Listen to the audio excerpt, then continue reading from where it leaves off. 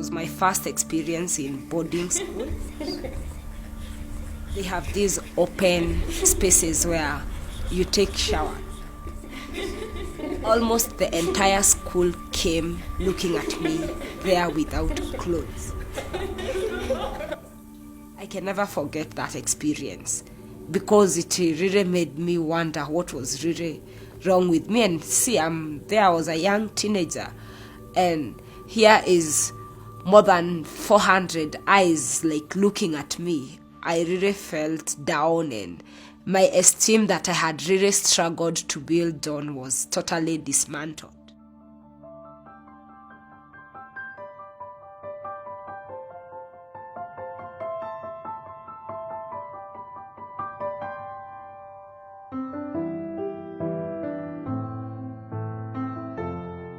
My grandmother is really one special person to me. I don't even call her grandmother anymore. I call her mother. She's practically raised me from zero. And for me, even when the world and the society was so cruel and so mean to me for being different, I would always remember there's someone who loves me unconditionally.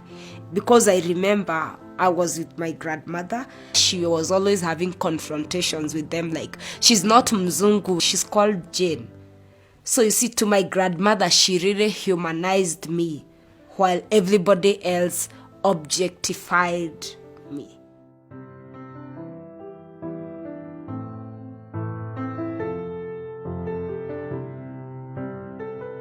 Persons with albinism can be categorized as persons with disabilities. Without melanin, our vision is low. And in other countries, they say we are legally blind. So even with glasses, person with albinism cannot have 100% vision. I cannot stay long in the sun, because if I stay long in the sun, I'll get skin cancer. The other bit is albinism is also categorized as a rare condition. It affects a very small population of people, but our issues have also not been addressed. Traditionally, being born with albinism in many cultures was seen as a bad omen or a bad thing to that family, or even as a punishment from the gods. So traditionally, children with albinism would either be killed by midwives when they were born, or if they survive and that family is outcasted by the community, because they're seen like this is really something terrible they've done for them to really get a child with albinism.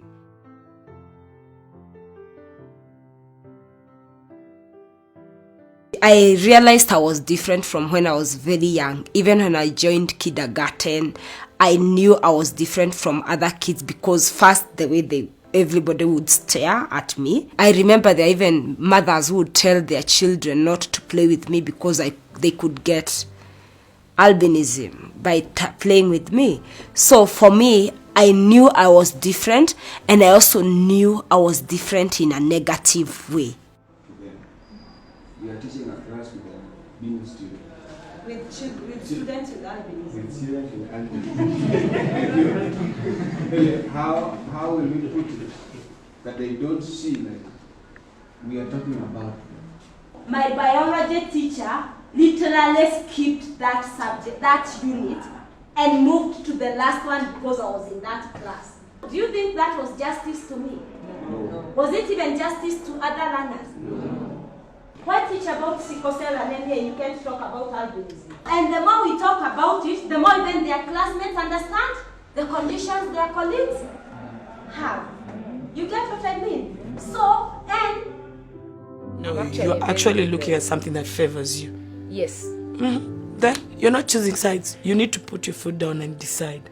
Don't look at things that favors you.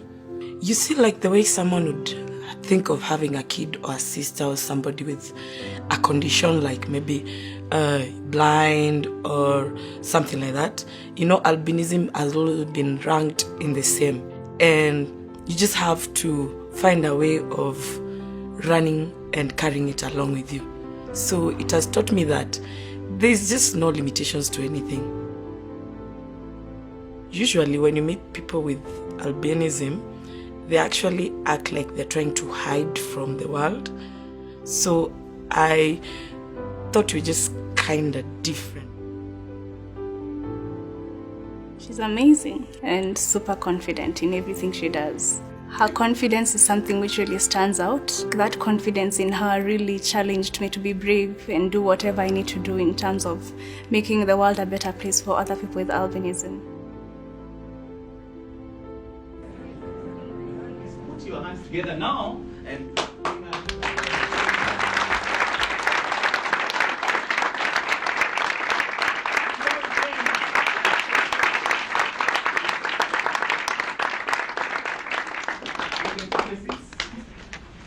you accept yourself for who you are.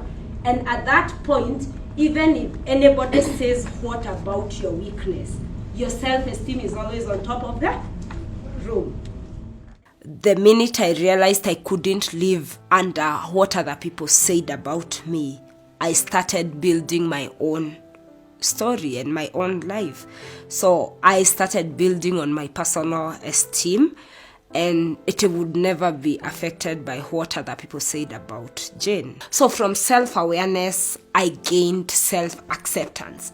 I accepted myself for who I was, and with my flaws, which other people thought I had, I decided to make them opportunities for me.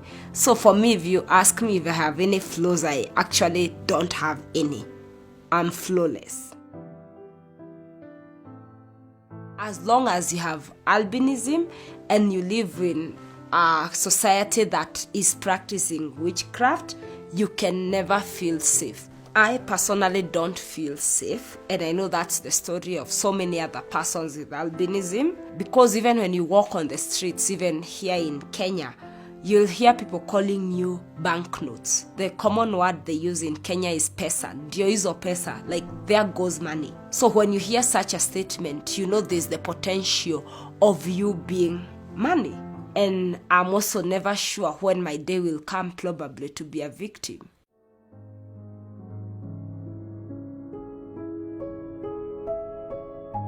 It is important to have issues of persons with albinism addressed so that we can also have a dignified life like any other person. Regardless of what your difference is, everybody should be embraced and dignified.